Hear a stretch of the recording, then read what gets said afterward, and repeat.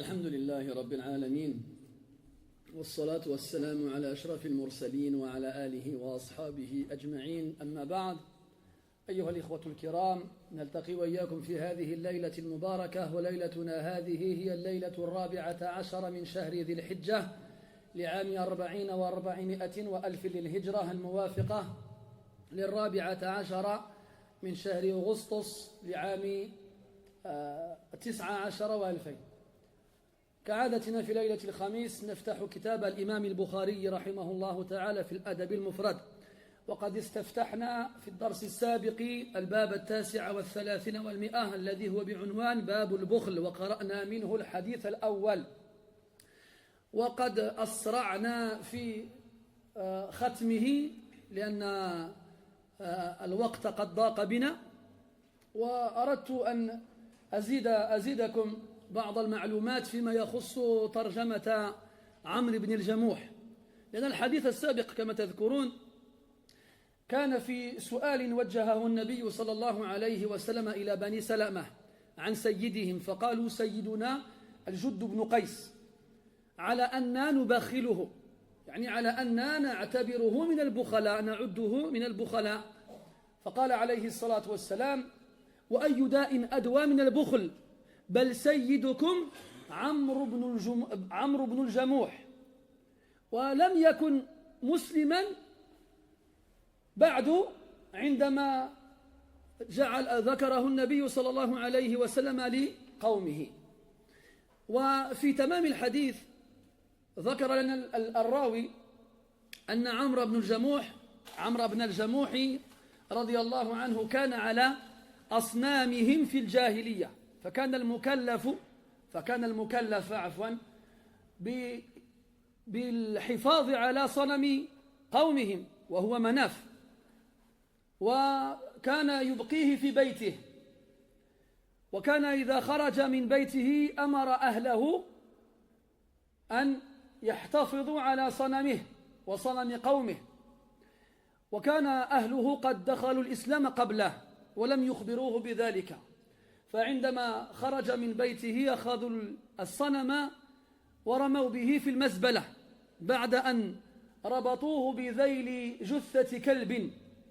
فلما عاد الرجل إلى بيته ولاحظ أن صنمه قد غاب سأل عنه، فقيل له أن صنمك قد ألقي في المزبلة مرتبطا بذيل جثة كلب، فلام نفسه ولام صنمه، وقال: إن لم يكن هذا الصنم قادرا على أن يمنع نفسه من مثل هذا فكيف يمنع غيره؟ فترك عبادة الأصنام واستسلم لذي الجلال والإكرام، ودخل الإسلام بفضل الله عز وجل. بعد ذلك كانت غزوة بدر، وعمرو بن الجموح رضي الله عنه كان رجلا أعرج، والأعرج ممن قبل عذره في تركه الجهاد مع النبي صلى الله عليه وسلم. قال الله تبارك وتعالى: ليس على الأعمى حرج ولا على الأعرج حرج ولا على المريض حرج، الآية. ومع كونه أعرج ألح أشد الإلحاح في أن يذهب مع النبي صلى الله عليه وسلم إلى غزوة بدر، مع العلم أنهم لم يكونوا يعرفون أنه ستقع حرب هناك، لأن القصد من الغزوة كان القبض على قافلة أبي سفيان، وكان عائدا من الشام. فمنعوه أبناؤه، قالوا: أنت رجل كبير وأعرج وقد عذرك الله، فلا حاجة لنا فيك. فلما كانت غزوة أحد قال: والله لا تمنعونني مرتين. فلح واستأذن النبي صلى الله عليه وسلم في أن يحضر معه تلك الغزوة العظيمة، عوضا عن تغيبه في الغزوة السابقة الأولى وهي الغزوة الكبرى. فذهب بنوه إلى النبي صلى الله عليه وسلم يريدون أن يقنعوه أن أباهم ليس قادرا على القتال، فقال عليه الصلاة والسلام: دعوه فلعل الله قد كتب له الشهادة. وكان الأمر كما ذكر النبي صلى الله عليه وسلم، فاستشهد عمرو بن الجموح رضي الله عنه في تلك الغزوة العظيمة. ومن الطرائف التي تشنف الأسماع أن عمرو بن الجموح كان خليلا لعبد الله بن النضر أو لعبد الله بن حرام. عبد الله بن حرام هذا أبو من الصحابة؟ وحد فيكم يعرف؟ شيخ؟ لا؟ إذا رأيت عبد الرؤوف مطأطئا رأسه فعلم أن الجواب ليس عنده.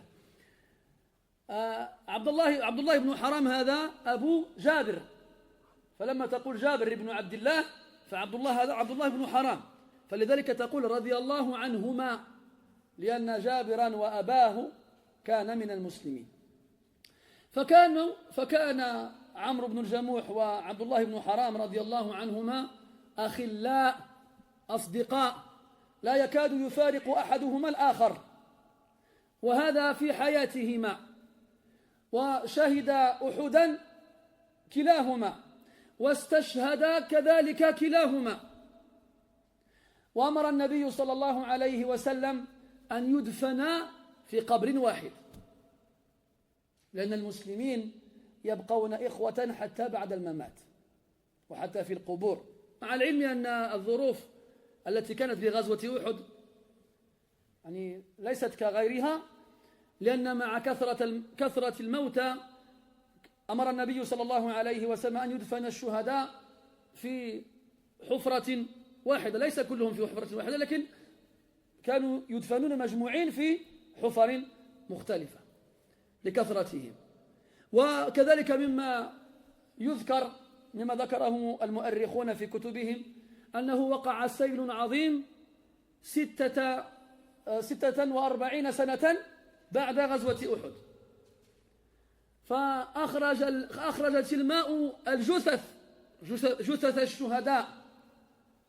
فلما جاء المسلمون بعد ذلك وأرادوا إعادة الجثث إلى الأرض وجدوا جثة عمرو بن الجموح كأن شيئا لم يصبها.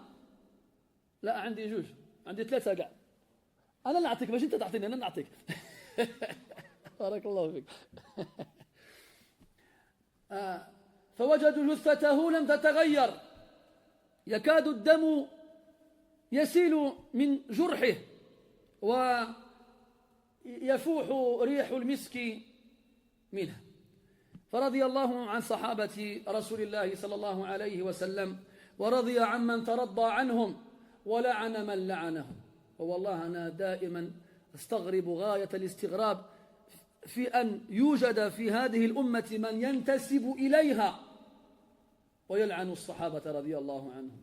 والله لا يستقر الإيمان في قلب رجل يبغض صحابة رسول الله صلى الله عليه وسلم، ولن يستقر أبدا.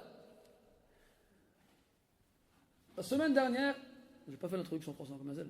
Très chers frères, nous nous réunissons comme chaque mercredi soir afin de lire et d'étudier ensemble le livre de l'imam al-Bukhari rahimahullah ta'ala dans le bon comportement. Et nous avons la semaine dernière, grâce à Allah Azza wa Jalla, débuté la lecture d'un nouveau chapitre, le chapitre numéro 139, qui a pour titre l'avarice.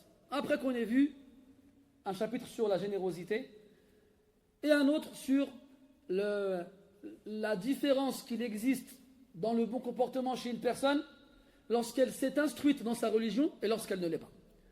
Puis nous sommes passés au chapitre 139, l'avarice, et nous avons lu la semaine dernière un hadith. Donc dans ce chapitre-là, il y a 2 hadiths. Et à la fin, on a un peu bâclé parce que le temps était arrivé. Je sais que lorsque, c'est comme ils disent en français, quand c'est l'heure, avant l'heure, c'est pas l'heure, après l'heure, c'est plus l'heure. Hein? Voilà, moi des fois, je vous jure, si vous saviez le nombre de réponses que j'ai aux gens qui me disent Akhi, l'adhan. Vous savez, dans Sahih Muslim, c'est aussi rapporté par l'imam al-Tirmidhi, rahimahullah, je fais une parenthèse rapidement. Abdullah ibn Abbas, radiyallahu anhuma, il était à la mosquée, il est rentré à Dhuhr. Il était à Dhuhr. Il a commencé à hadith nas. Il parle aux gens. Masala au Dhuhr. C'est pas pris le Dhuhr. Puis, il y a l'heure de l'Asr qui arrive. Et Abdullah ibn Abbas, il continue. Il hadith nas. Les gens sont comme ça. Qu'est-ce qu'il fait là? Il regarde le soleil, l'Asr n'a pas fait le Dhuhr. Qu'est-ce qui se passe? Alors, ils ont dit quand même, c'est Ibn Abbas, c'est pas n'importe qui, on va pas lui, il est au courant quand même, il faut faire la prière de l'Asr. Alors il continue de parler, يتصور شكون فيكم يقدر يصبر مع واحد يحدثهم من الظهر إلى المغرب. هذا مستحيل هذا. Ça c'est impossible ça. Et voilà. Quand ils ont vu que كانت الشمس أو شكت على الغروب, ça y est, le soleil allait se coucher, ils n'ont pas fait الظهر من العصر. Il y en a il a زعم. وليته لم يفعل. Il y en a il a osé. Et si seulement il l'avait pas fait. Il dit يا ابن عباس أو شكت الشمس على الغروب. Le soleil va se coucher, il n'a pas fait الظهر العصر. Il lui a dit اسكت يا أحمق. C'est Ibn Abbas. Hein. Il dit اسكت يا أحمق. T'imagines toi? Tu dis ça à quelqu'un à la mosquée? Il يطير عليك. بشي قجة ولا بشي. Tu dis ça à quelqu'un à la mosquée, tu sautes dessus. Tais-toi, espèce de fou. أأنت أعلم أم بي من سنة رسول الله صلى الله عليه وسلم. Toi tu connais mieux la sunna que moi toi? Le dit Rasul sallallahu alayhi wa sallam, il a fait la prière de Dhuhr et l'Asr majmou'atayn en les regroupant. في المدينة, qui n'était pas en voyage. من غير مطر ولا خوف ولا ضرر. Sans qu'il ne pleuve, ni qu'il ne craigne quelque chose, ou ni qu'il y ait un mal, ou ni qu'il soit malade. Ibn Abbas, radiallahu anhu, dans ce hadith, il voyait que tahdith al-nas, parler aux gens, فيما ينفعهم, فيما يعود إليهم بالنفع, dans ce qui leur est utile. C'est toi quand tu regardes les finales de Coupe du Monde, de Coupe de je sais pas quoi là, que ça dure 6 heures, allez, ça te dérange pas. Surtout si c'est ton équipe qui perd, tu dis Ya Rabbi, c'est tout sa'atayn. Ya Rabbi, rajoute 2 heures. Mais il n'y a qu'à la mosquée où tu n'arrives pas à te dire, il y a des assis sur des clous. Ou là-bas, il y a du feu sous le tapis peut-être. Ou là, il y a des bararifs. Tu connais le bararif? Le bararif, c'est les puces. C'est les petits insectes qui te... Akalouni le bararif, comme ils disent al-nahwiyoun. Ala kulli hal, wallah musiba, wallah. Donc, je referme ma parenthèse. Et donc, la semaine dernière, comme on était pris par le temps, je commence à voir les regards changer vers ma direction. Presque, je peux les toucher, presque. Vous avez vu dans les films, quand tu voyais quelqu'un, il est en train de manger dans un restaurant, et puis tu vois une lumière rouge qui apparaît sur son front, il y a un sniper, il a 2 km, il peut pas faire le tir. Presque, je les sens, les lumières rouges, apparaître sur mon visage. Alors, j'ai dû bâcler le dars la semaine dernière, et j'ai pas dit tout ce que je voulais dire. Et donc, dans le hadith la semaine dernière, le prophète sallallahu alayhi wa sallam, il demande à Banu Salama, une tribu à Médine, qui est leur chef. Ils répondent Al-Judd ibn Qais. Alors que pour nous, c'est quelqu'un d'avare. Et là, le prophète dit quoi? Qu'est-ce qui est pire comme défaut que l'avarice? Votre chef, c'est Amr ibn al-Jamouh. Et à la fin du hadith, il y a une phrase rajoutée par un des rapporteurs, dans laquelle on nous dit que Amr ibn al-Jamouh était le chef de leur statut fil jahiliya, avant l'islam. C'était lui qui était chargé de garder la statue chez lui. Et sa tribu adorait la statue de Manaf. Alors, quand il devait sortir, il chargeait sa famille de surveiller la statue en son absence. Mais sa famille se sont convertis à l'islam avant lui. Et un jour, il s'absente. Après être rentré chez lui, il ne trouve pas la statue. Il lui demande où elle est. Ils lui répondent que quelqu'un l'a attrapée et l'a accrochée à la queue du cadavre d'un chien et l'a jeté dans une décharge. Alors il a été sur place et il a vu la statue au milieu des détritus, des déchets, accrochée à la queue d'un chien en putréfaction. Et là, il s'adresse à elle en lui disant « Comment est-ce que tu pourrais protéger quelqu'un, toi, qui n'es pas capable de te protéger toi-même » Alors il a délaissé l'adoration des statues, il est entré dans l'islam. Ça c'était au début de l'arrivée du prophète à Médine alayhi salatu wassalam. Et donc il dit وَكَانَ يُولِمُ عَلَى النبي أو عن رسول الله صلى الله عليه وسلم. Et aussi parmi ses fadaïl et ses manaqib, parmi ses mérites, il finançait les repas de noces du prophète alayhi salatu wassalam. Et il n'a pas pu assister à la bataille de Badr parce qu'il boitait. C'était quelqu'un qui boitait, qui était assez âgé, qui boitait. Et donc handicapé, faisait partie des gens qui sont excusés pour leur absence lors des batailles aux côtés du prophète alayhi salatu wassalam. Et malgré cet handicap, il a insisté pour accompagner le prophète à Badr. Mais ses enfants ont refusé. Écoute, tu boites, tu ne pourras pas nous être utile sur place, tu vas te mettre en danger, c'est pas la peine. En sachant que les gens ne savaient pas, en allant à Badr, qu'ils allaient devoir combattre. Parce qu'à la base, ils devaient intercepter une caravane à la tête de laquelle se trouvait Abu Sufyan alors qu'il revenait du Sham. Puis il y a eu Badr, la plus grande expédition que le prophète a menée sallallahu alayhi wa sallam dans l'islam. Et l'année d'après, il y a eu Uhud. Et là, Amr il a dit, Wallahi, vous n'allez pas m'interdire 2 fois d'accompagner le prophète sallallahu alayhi wa sallam. Même si je boite, j'irai. J'ai raté Badr, je ne raterai pas Uhud. Ses fils, de la même façon, ils ont dit quoi? Non, t'es vieux, tu t'es handicapé, tu viens pas. Et là, il a été voir le prophète, Amr ibn al-Jamuh, avec ses fils qui ont voulu convaincre le prophète de ne pas le laisser participer. Et là, le prophète, il a souri en disant à ses enfants, laissez-le. Il se peut qu'Allah lui ait écrit le martyr. Et c'est ce qui s'est passé.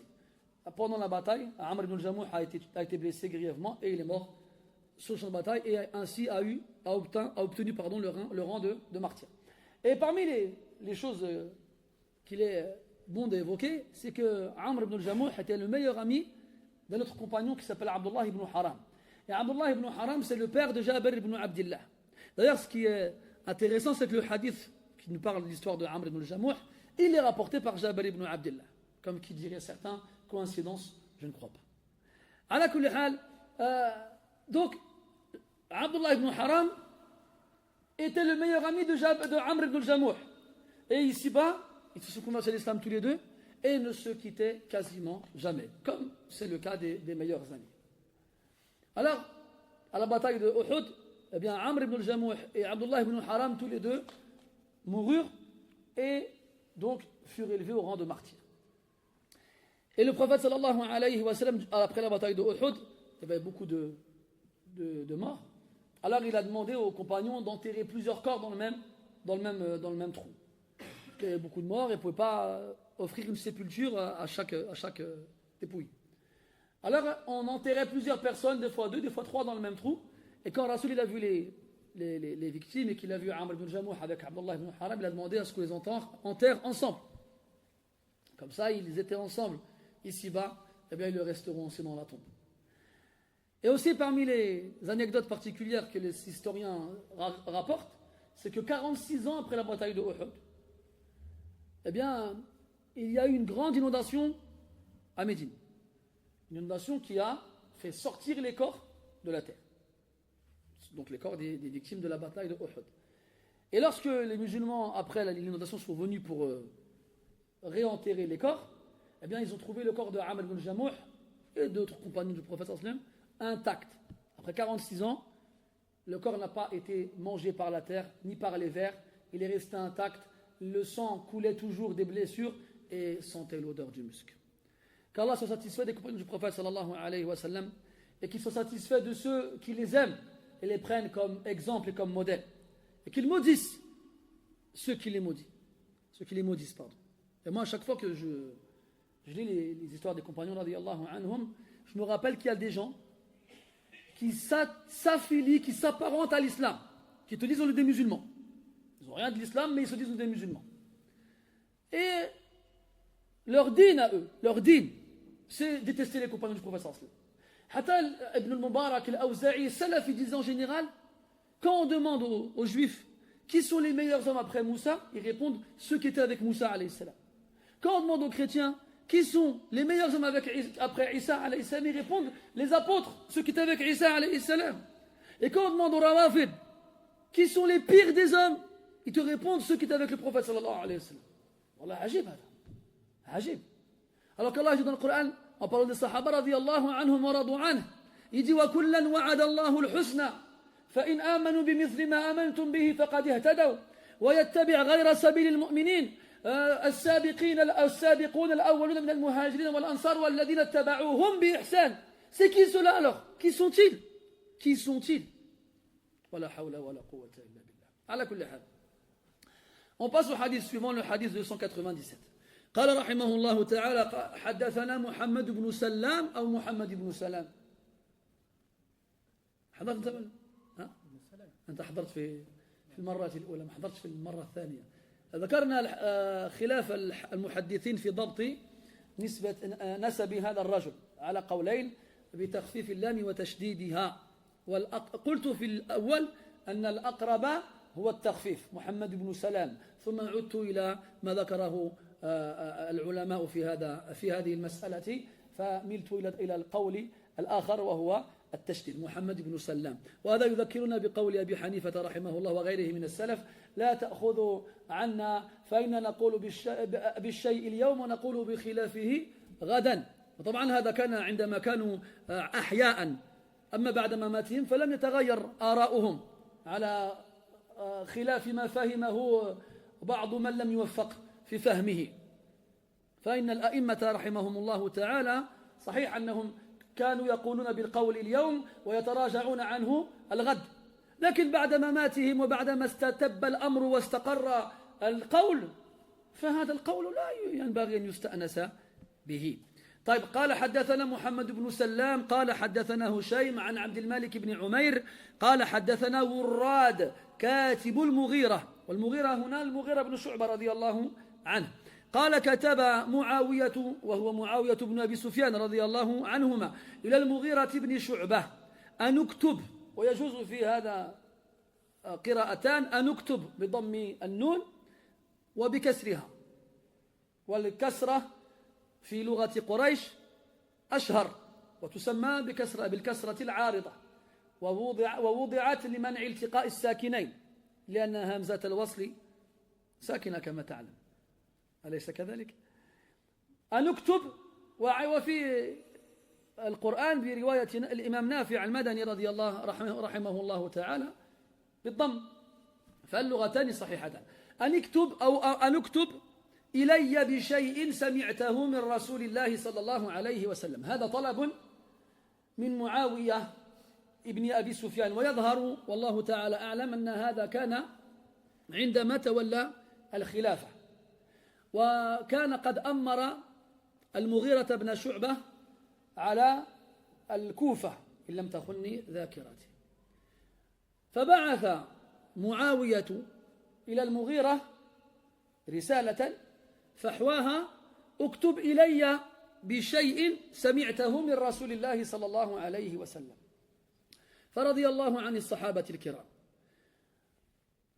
من الله عز وجل عليهم منة لا يعدلها منه، وهي أنهم عاشوا ورأوا وصحبوا خير البرية عليه الصلاة والسلام، وجالسوه وسمعوه بآذانهم ورأوه بأم أعينهم، ومع هذا يستكثرون ويطلبون المزيد لعلمهم بفضل طلب العلم. فماذا عسانا نقول؟ لم يمن الله عز وجل علينا بمثل ما من عليهم، فلم نرى النبي صلى الله عليه وسلم، ولم نسمع صوته، ولم نجالسه، ولم ونحن أقل حرصا من صحابة رسول الله صلى الله عليه وسلم على سماع الحديث. انظروا في المساجد تفتح كتب الحديث وتقرأ على الناس بين العشاءين، يعني المغرب والعشاء، فلا يحضر إلا قليلا بالمقارنة مع من شهد الصلاة. ونحن نعلم أن الناس لهم أعذارهم، كما نعلم أن بعض الناس لا عذر لهم. والغريب أنهم يتركون سماع الحديث في المسجد لأجل الرجوع إلى منازلهم لأجل سماع حديث غيره، فيفضلون حديث غير النبي صلى الله عليه وسلم في غير بيوت الله، ولا حول ولا قوة إلا بالله. قال ابن القيم رحمه الله تعالى: لا تؤثر الأعلى لا تؤثر الأدنى على الأعلى فتحرم ذا وذا يا ذلة الحرمان. المحروم مذلول، المحروم مذلول. وفي القرآن قال: أتستبدلون الذي هو أدنى بالذي هو خير.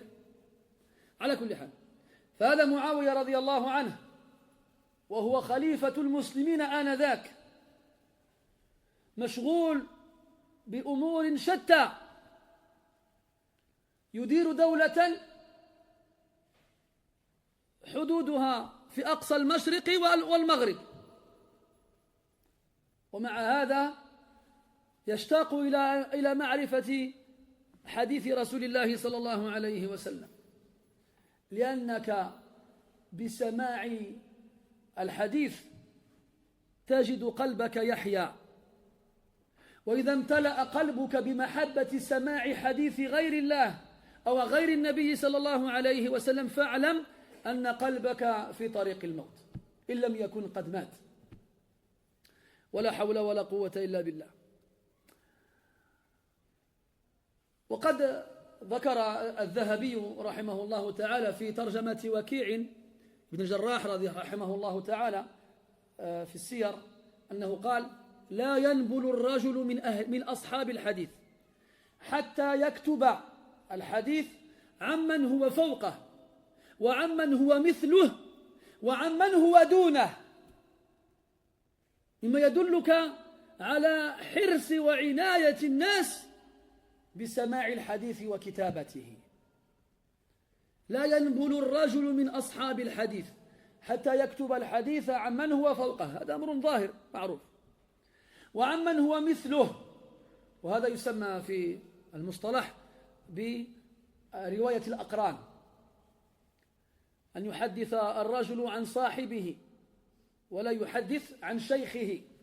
وثمة درجة أخرى وهو أن يحدث الشيخ عن تلميذه ولا عن من هو دونه، يعني تحته في الفضل. قال قائلهم: وقد روى الأشياخ عن طلابهم كما روى الزهري عن مالكهم.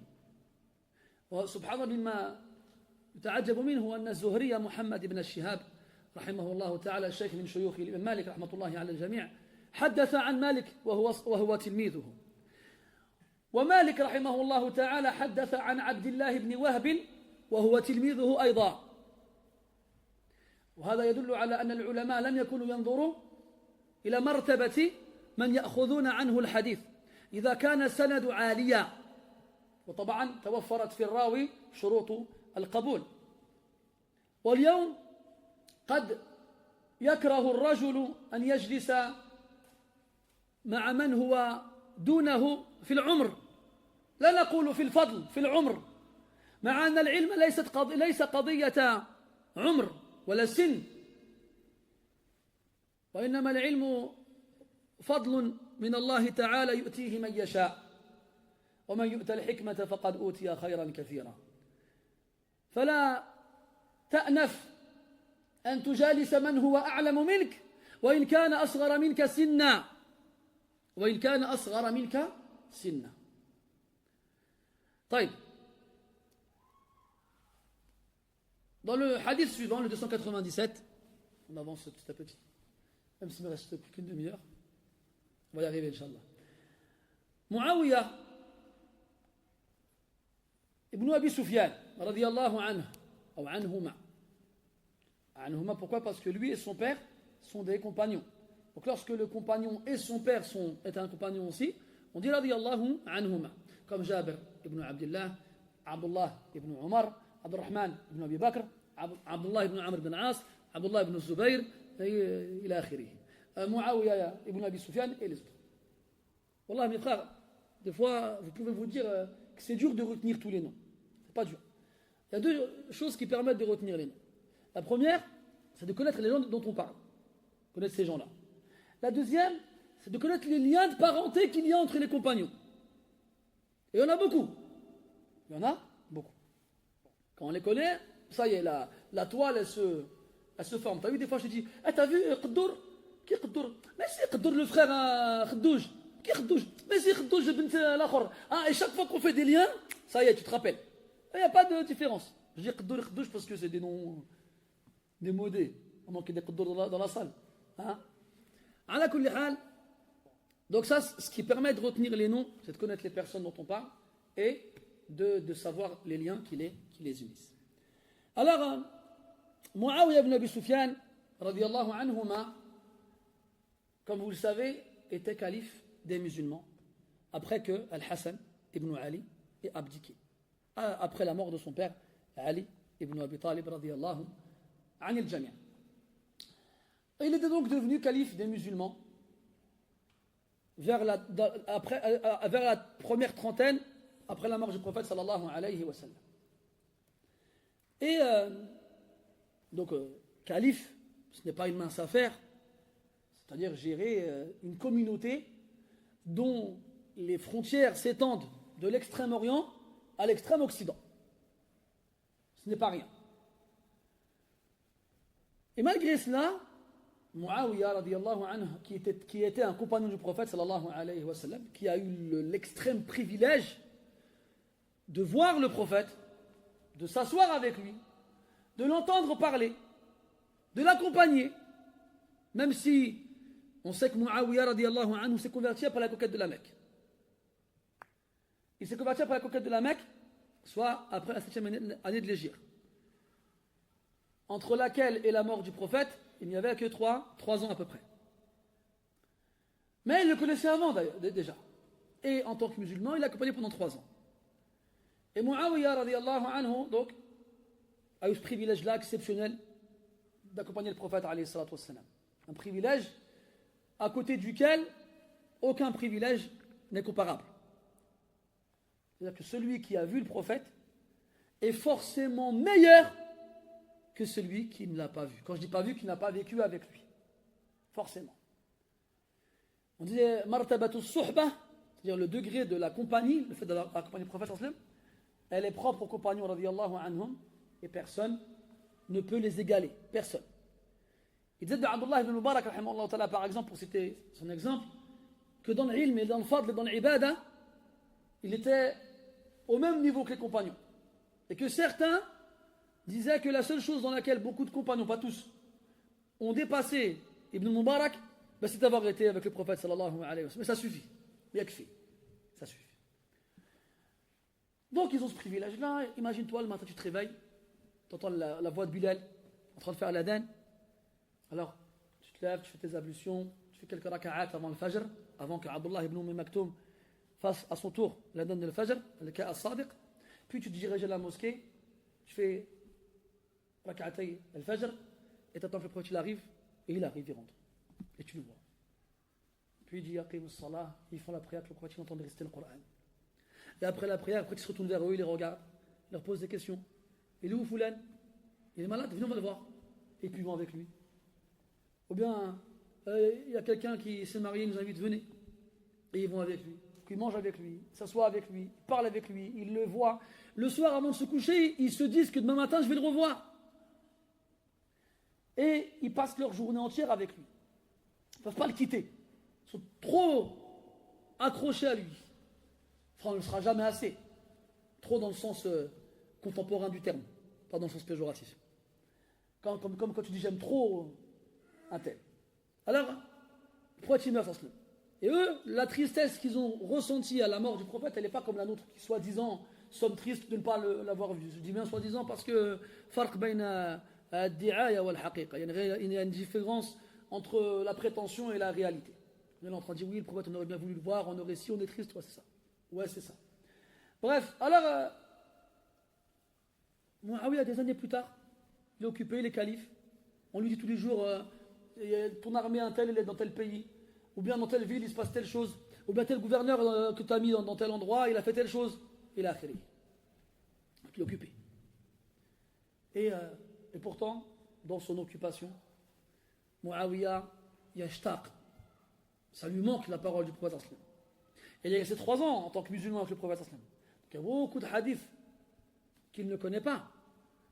Et alors qu'est-ce que Muawiyah fait? Il envoie une lettre à un émissaire, Al-Mughira ibn Shu'bah, radiyallahu anhu, à notre compagnon, qui était gouverneur dans la région de l'Irak. Il envoie une lettre, il lui dit quoi? Écris-moi une chose que tu as entendue du prophète sallallahu alayhi wa sallam. Écris-moi une chose. Regardez cette envie, ce désir de connaître encore plus la parole du prophète alayhi wa sallam, alors qu'on l'a entendu de ses propres oreilles. Alors que ces gens-là ont dans la poitrine quand même un certain nombre de hadiths. Il y a des hadiths qu'on connaît tous et que tout le monde rapporte et récite, qui sont rapportés par Muawiyah. Pour ne citer que le hadith Man arada Allahu bihi khayran yufaqihu fi ddin, par exemple. Celui pour qui Allah veut du bien, il l'instruit dans la religion. Hadith Muawiyah radiyallahu anhu. Et d'autres hadiths. Le hadith comme quoi tu fais pas la prière au même la nafila au même endroit que la farida chez l'imam al-Tirmidhi, il a apporté par Muawiyah aussi. Ce hadith là, il faut le comprendre, il ne faut pas croire que tu l'as lu, tu fais pareil là. Chez beaucoup de fuqaha, c'est que pour l'imam, ça c'est pas pour tout le monde. Ça c'est une parenthèse. Ala kulli hal, Muawiyah, il entend des hadiths. Il les rapporte. Et là, il en veut encore. Toujours plus. Toujours plus. De toute façon, quand quelqu'un il aime une personne, il ne se lasse jamais de l'entendre parler. Jamais. Jamais. Regarde les amoureux. Ceux qui aiment des femmes. J'espère. Pas aimer n'importe quoi non plus. Al-Muhim, il est amoureux. Son cœur, ça y est. Il est réservé. La femme qu'il aime, elle occupe ses esprits. Elle hante son esprit. Elle occupe ses pensées. Elle hante son esprit. Pense à elle quand il ouvre les yeux le matin au réveil. Et c'est la première personne à laquelle il pense. Et le soir, avant de se coucher, c'est dans la personne à laquelle il pense. Et quand il dort, il rêve d'elle. Et quand il n'est pas avec elle, il se demande ce qu'elle fait. Est-ce qu'elle pense à lui? C'est ça quand le cœur il est touché par l'amour. Et même si, c'est tout ce que... Vous savez, ça c'est scientifiquement prouvé ce que je vais vous dire. D'ailleurs, je l'ai lu dans un magazine scientifique. Vous avez vu, des fois, les hommes, ils se plaignent quand les femmes elles parlent trop, ça fait mal à la tête. Ça vous arrive pas? Ça arrête quoi. Et voilà. En fait, il a été prouvé scientifiquement, ça c'est pas quelque chose qu'on ignore, mais que la voix de la femme, elle est plus aiguë que celle de l'homme. D'accord? Et que le cerveau de l'homme a une tolérance plus faible vis-à-vis des voix qui sont aiguës que les voix graves. C'est pour ça qu'au bout d'un moment, quand la voix elle atteint un certain nombre de décibels, ton cerveau il fume. Oh là là, ça j'ai mal au crâne là. Donc c'est pas à cause de ta femme, normalement. C'est à cause de sa voix. Après il y en a, c'est vrai, elles disent n'importe quoi. Mais ça c'est pas propre aux femmes, c'est les femmes et les hommes. Hein. Aujourd'hui il n'y a plus de différence. Hein. Ala kulli hal, donc, malgré ça, malgré que ça fait mal à la tête, au bout d'un certain moment, eh bien, tu te lasses pas. Pour toi, ce qu'elle dit, même si elle dit, t'as vu le chat là-bas? Pour toi, c'est une phrase merveilleuse. Même si sa voix ressemble à celle de Donald, tu te rappelles Donald le canard dans les dessins animés là. Eh bien, pour toi, c'est la voix la plus belle de l'univers. Même si quand elle chante, le verre il se brise, toi tu pourrais lui dire ne t'arrête jamais. Parce que l'amour il rend pas qu'aveugle, il rend sourd et il rend pas muet mais il rend bête. Hein, pour beaucoup de personnes. Ça c'est quand l'amour il peuple le cœur. Mais cet amour-là dont je vous parle, à l'égard des femmes, et dans l'autre sens aussi, hein, eh bien les Sahaba radiallahu anhum ils avaient pour la parole d'Allah et son messager. Ils s'en passaient pas. Ils s'en lassaient pas. Ils se disaient pas, c'est bon, moi j'ai vu le prophète, je suis resté que 3 ans, j'ai entendu parler tous les jours, Barakalia, ça me suffit. Non. Plus on a, mieux c'est. Parce qu'ils savent que déjà, plus on demande la science, mieux c'est. Ils connaissent le mérite et la vertu de demander la science. Et ils savent aussi que la vie des cœurs, elle dépend de la parole d'Allah et de son messager. Tu veux que ton cœur y vive? Alors remplis-le avec la parole d'Allah et de son messager. Et à l'inverse, si tu le remplis avec autre chose, eh bien sache que tu as envoyé ton cœur à la morgue. Et ce qui est étonnant, c'est qu'aujourd'hui, surtout aujourd'hui, où tout le monde parle, partout, surtout en France. C'est que les Français, par rapport aux autres pays, sont connus pour, comme on dit, être des grandes gueules, parler beaucoup. Donner leur avis sur tout ce qui bouge. On t'a rien demandé à Sahib, on t'a rien demandé. On s'en fiche de ton avis sur ce qui se passe dans l'univers, on s'en fiche.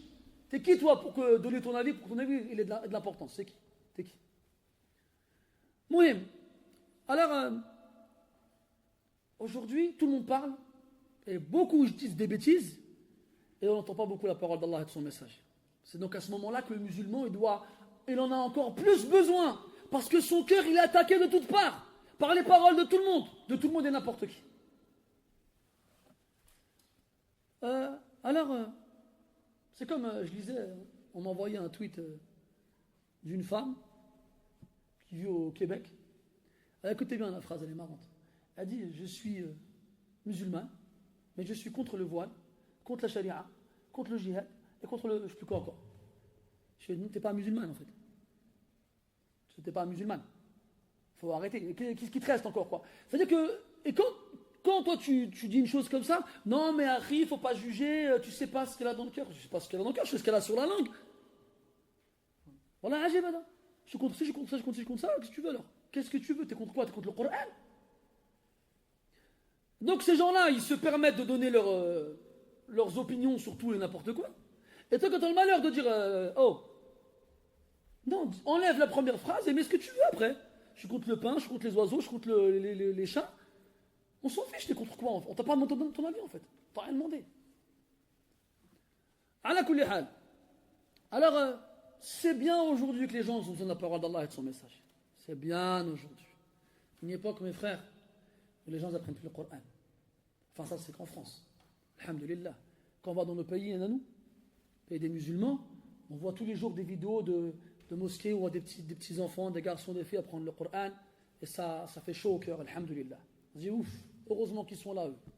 Pendant que les autres ils jouent à Fortnite, eux ils apprennent le Coran tous les jours. Tu joues à Fortnite toi? C'est bien. Et ouais, le donc on en a besoin.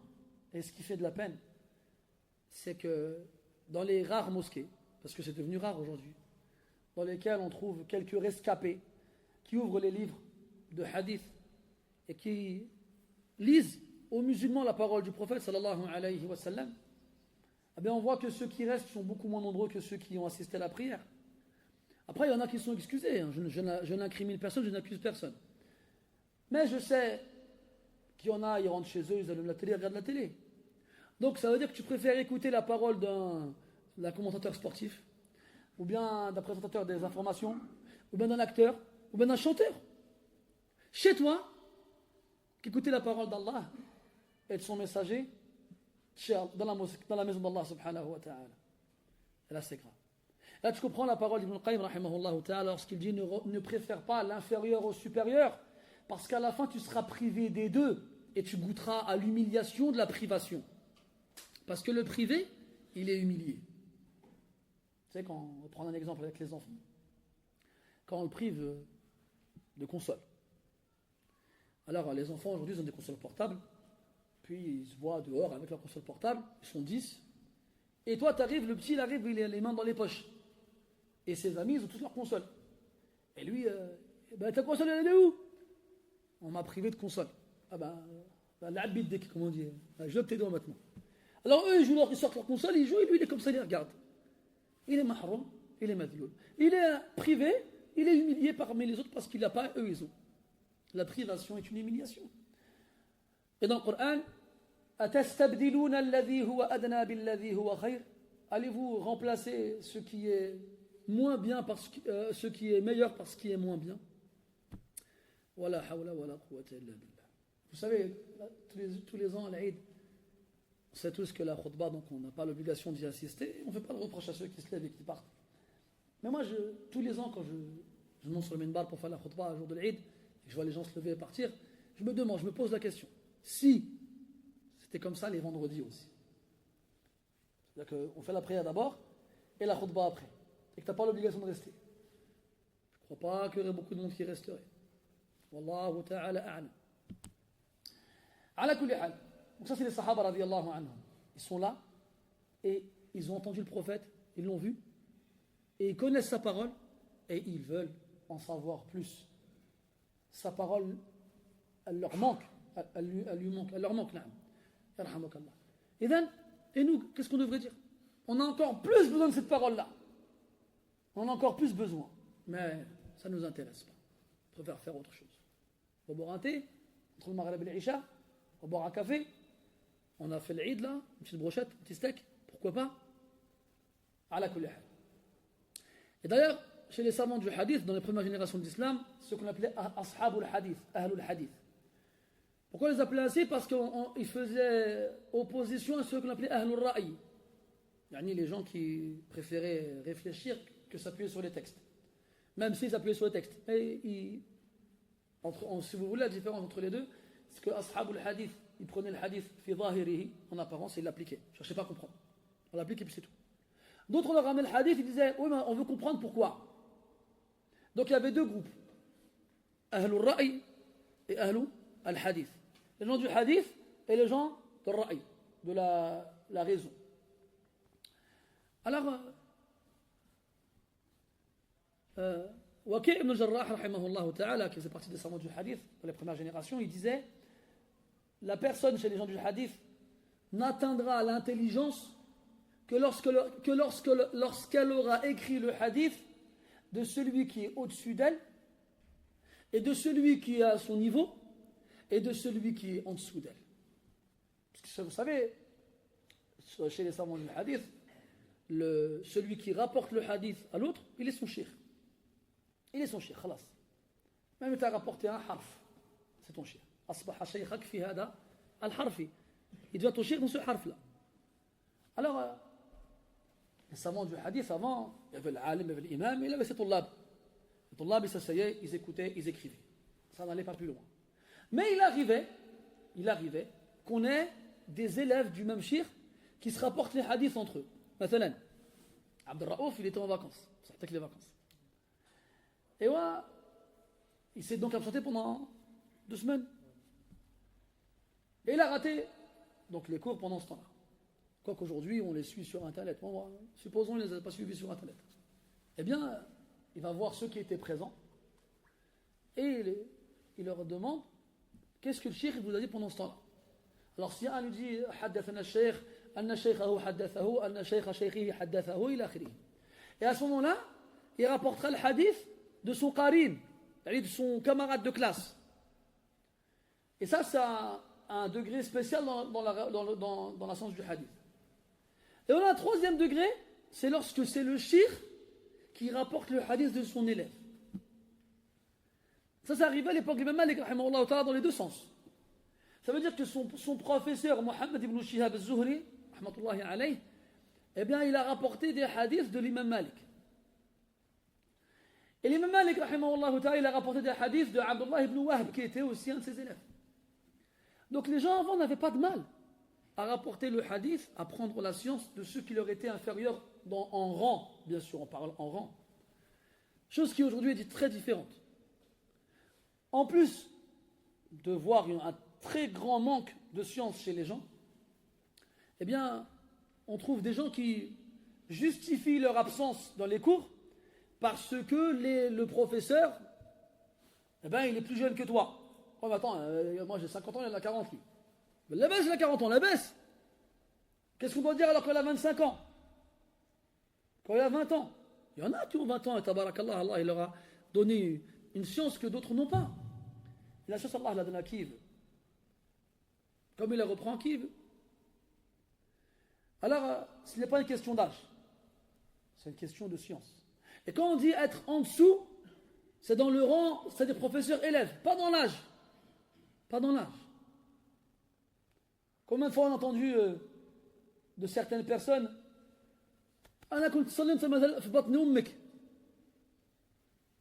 moi je faisais la prière, tu étais déjà encore dans le ventre de ta mère. Oui, mais tu la faisais mal. Et tu l'as fait toujours mal. Et entre ma naissance et aujourd'hui, tu l'as fait encore mal. Faire la prière, c'est pas suffisant. Il y en a qui font la prière, ils disent rien. Moi j'entends des gens faire la prière, des fois je prie à côté d'eux avant l'iqama. Ils disent n'importe quoi dans leur prière. Ils disent n'importe quoi. Mon père il me parle d'un de ses oncles. Quel ummi, mais quel chiqra, il ne savait pas lire. Où il était avec une femme qui s'appelait Zahra. Quand il faisait la prière, lui, il ne savait pas le Fatiha, mais il savait le Coran. Il ne connaissait rien du Coran. Allahu Akbar. Allahumma hadi aliya Zahra, Allahumma hadi aliya Zahra. Il répétait que ça. Ya Rabbi guide Zahra, Ya Rabbi guide. Parce que vous allez me dire, Allah rahmah. C'est tout ce qu'il disait. C'est tout ce qu'il disait. Toute sa vie, il a prié comme ça, toute sa vie. Toute sa vie. Donc lui, ça y est, parce qu'il a 70 ans, 80 ans, il connaît mieux que celui qui a 20 ans. Parce qu'il fait la prière toute sa vie? Là. Non, ça n'a rien à voir. Ala kulli hal. Shahid, ya ahbabi, ce qu'on doit retenir, c'est l'importance de donner à son cœur ce avec quoi il va rester vivant. العلماء يقولون أن المسلم تفضل أحوج إلى كلام الله ورسوله من حاجته إلى الطعام والشراب، لأن الإنسان يحتاج إلى الطعام وإلى الشراب مرة أو مرتين في اليوم يعني ويحتاج إلى كلام الله ورسوله دائما، حتى قال بعضهم أن المسلم أحوج إلى كلام الله ورسوله من الحوت إلى الماء. لو أخرجت الحوت من الماء ماذا يحدث له؟ يموت. فإذا أخرجت القرآن والسنة من قلب المسلم يموت قلبه. Les savants ont dit, Ibn Taymiyyah, Ibn Qayyim, Ibn Rajab et d'autres, rahmatullah ala al-jami', ils ont dit que le croyant a plus besoin de la parole d'Allah et de son messager qu'il n'a besoin de boire et de manger. Parce que on a besoin de boire et de manger dans la journée une fois ou deux. C'est-à-dire, c'est pas aujourd'hui, c'est toute la journée tu manges, tu bois. Alors que la parole d'Allah et de son messager, on en a besoin tout le temps. D'autres, ils ont dit, le croyant, il a plus besoin de la parole d'Allah et de son messager que le poisson a besoin de l'eau pour vivre. Qu'est-ce qui arrive au poisson si tu le sors de l'eau? Il meurt. Eh bien, qu'est-ce qui arrive au cœur si tu lui enlèves la parole d'Allah et de son messager? Il meurt. Alors remplis-le avec des chansons, remplis-le avec des films, remplis-le avec des vidéos sur Internet, remplis-le avec des matchs de foot, remplis-le avec des voitures, remplis-le avec des femmes. Et sache que le cœur, il est jaloux. Plutôt Allah Azza wa Jalla, il est jaloux. Et il n'aime pas partager. Et dans ton cœur, il doit y avoir que lui, subhanahu wa ta'ala, et rien d'autre. فالقلب بيت الرب جل جلاله حبا وإخلاصا مع الإحسان. على كل حال، إذن كتب معاوية إلى المغيرة بن شعبة أن اكتب إلي بشيء سمعته من رسول الله صلى الله عليه وسلم، فكتب إليه المغيرة إن رسول الله صلى الله عليه وسلم كان ينهى عن قيل وقال. طيب، ثلاثة أشياء. أولا، هذا الحديث مر معنا في بداية الكتاب برقم 16، وذكرنا شيئا منه آنذاك، مع علمي أن عددكم كان أقل في هذا الوقت. على كل حال، وفي الرواية الأولى أن وراد راوي الحديث وهو كاتب معاوية المغيرة يقول أنه كتبه بنفسه. هنا قال فكتب إليه المغيرة، وهذا اختصار في المعنى، لأن آمر الكتابة المغيرة. وإن كان الوراد هو الذي كتب الحديث، فالذي أمره بالكتابة وأملاه عليه هو المغيرة، فيسند الفعل إلى الأمير، كما يقال بنى الأمير قصرا، مع أن الأمير لم يضع ولو لبنة واحدة، لكن ينسب البناء إليه لأنه من أمر به. وكذلك فيه دليل وحجة على من يجيز رواية الحديث بالكتابة، وهذه مسألة قديما اختلف فيها، مع أن الأمر استقر بعد ذلك على الجواز عند الجميع، أي جواز رواية الحديث بالكتابة. عجيب هذا الخلاف، والله لو تأملناه لاستغربنا غاية الاستغراب.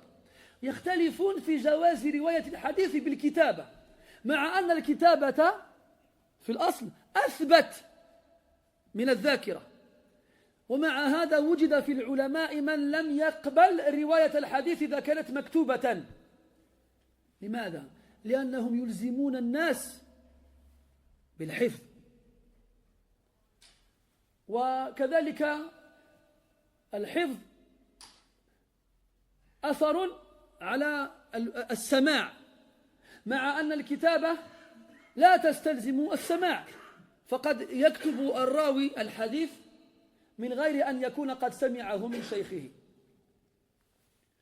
فلذلك كانوا يفضلون السماع عن الكتابة، مع أن الأمر استتب واستقر بعد ذلك على الجواز عند الجمهور، ولا نقول عند الجميع. الأمر الثالث وهو ضبط قيل وقال. يقول إن رسول الله صلى الله عليه وسلم كان ينهى عن قيل وقال. لو قلنا قيل وقال هذا على الحكاية، والفعل مبني، والمبني كالميت لا يتحرك، أي لا يتغير حركة آخره، لا سيما الفعل الماضي. أما الفعل المضارع فهو معرب. وقيل أن ضبطه إن الله ينهى عن قيل وقال بالتنوين، ولو نوناه أو ولو نوناهما دل التنوين عليه على أنهما اسمان، وهو الأمر كذلك، لأن قيل وقال من مصادر الفعل قال، يقول قولا وقيلا وقالا ومقولا. قال الله عز وجل: ومن أصدق من الله قيل. فلو قلنا أن قيل وقال على الحكاية وهما فعلان، فقيل مبني على ما لم يسمى فاعله، وقال مبني على ما سمي فاعله، فالمعنى فيهما مختلف. ولو حملناه على الاسمية فقيل وقال مصدران بمعنى واحد، فهو عطف، فهو تأكيد معنوي، وكرر المعنى بلفظين مختلفين لأجل التأكيد. وفي الاحتمال الثاني عن قيل وقال، قيل أنك تسمعه من غيرك، وقال أنك تتفوه به بنفسك. هذا هو الفرق. أما المعنى فنتطرق إلى ذكره في الدرس المقبل إن شاء الله تعالى. شوقتكم، هذا أمر جيد كان النبي صلى الله عليه وسلم يفعله مع أصحابه رضي الله عنهم. يقول لأحدهم: أتريد أن تعرف كذا وكذا؟ فيقول: نعم، ثم يتركه لأجل أن يتولد الشوق في صدره، فيذهب بنفسه إلى الرسول: يا رسول الله، ألم تخبرني أنك ستعلمني كذا وكذا؟ الآن لما علمتك لن تنسى هذا أبدا. فأرجو أن يكون الأمر كذلك معكم. En finissant ici, et pas le hadith parce qu'on a encore du chemin avant de finir le hadith. Donc le Mughira, il dit à son scribe Wurrad d'écrire, il lui dicte le hadith. Parce qu'ici il dit fakataba ilayhi al-Mughira. Mughira lui écrit, mais en vrai dans une autre version du hadith c'est Wurrad qui écrit le hadith. Mais Wurrad en qualité de scribe n'écrit rien de lui-même, il ne fait qu'écrire ce qu'on lui dicte. Et là, c'est juste un rapport du hadith, une narration du hadith avec le sens, avec un ikhtisar, avec un résumé. Mais le sens est le même. Sinon, il nous dit Inna Allah yanha an qil wa qal. Donc Allah, il interdit qil wa qal. Donc déjà, premièrement, le hadith, on a le droit de le rapporter à l'écrit. Même si les savants du hadith dans les premières générations divergeaient à ce sujet-là. Certains ne toléraient pas d'accepter la narration du hadith lorsqu'elle était à l'écrit. Ajib, ça pourquoi? Pourtant, nous, on aurait tendance à dire que ce qui est écrit est plus fiable que ce qui est mémorisé. Parce que nous, aujourd'hui, nos mémoires sont plus faibles que nos écrits. Alors que l'écriture, elle a des défauts. La première, l'écriture ne prouve pas que celui qui a écrit a entendu directement le hadith de celui dont il le rapporte. Alors que lorsqu'on dit « Haddathana fulan », un tel m'a rapporté, khalas, ça prouve qu'il l'a entendu. Et en l'entendant, il l'a retenu par cœur. Alors que là, il l'écrit, on ne sait pas s'il l'a retenu. Aussi, à l'époque, ils écrivaient les arabes sans mettre les points, ni les harakat, ni les voyelles. C'est pour ça que dans le hadith, on a le mu'talif ou le mukhtalif. Et on a le mu'taliq ou le muftariq. C'est-à-dire que c'est des noms ou des mots qui s'écrivent de la même façon lorsqu'on enlève les points. Les points. C'est comme il disait Al-habbatu sawda, shifa'un min kulli da'. Al-habbatu sawda. Il y en a qui ont dit quoi? Al-hayyatu sawda. Al-habba, c'est la graine. Al-Hayya, c'est le serpent. Ou bien on avait Abbas et on avait Ayyash. Quand on lève les poings, ça s'écrit de la même façon. Donc est-ce que c'est Abbas ou bien est-ce que c'est Ayyash? Donc on avait des problèmes lorsque moi je venais, je prenais ce que tu avais écrit, tu n'étais pas là pour me le lire. Moi je peux avoir des doutes sur ce qui est écrit. C'est comme dans le hadith dans Sahih Muslim, quand un homme il a dit au prophète informe-moi une chose dans l'islam, je demanderai à personne d'autre qu'à toi, il lui a dit fais ci, fais ça. Après l'homme il lui a dit ya Rasul, je rajouterai rien de ce que tu m'as dit. Puis il est parti. Rasul il a dit aflaha wa abihi in sadaq. Aflaha wa abihi. Il a juré, il a dit par son père, s'il est véridique, il a gagné. Il a gagné. S'il est véridique. Par son père. On ne jure pas par autre qu'Allah Azza wa Jal.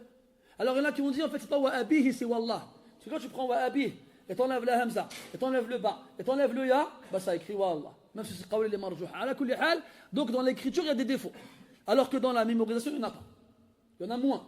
Il y en aura si jamais le rapporteur il a une mauvaise mémoire. Mais c'est quand même exceptionnel. À une époque où les gens avaient une mémoire forte, on préférait qu'ils nous rapportent de leur mémoire plutôt qu'ils nous rapportent de leurs écrits.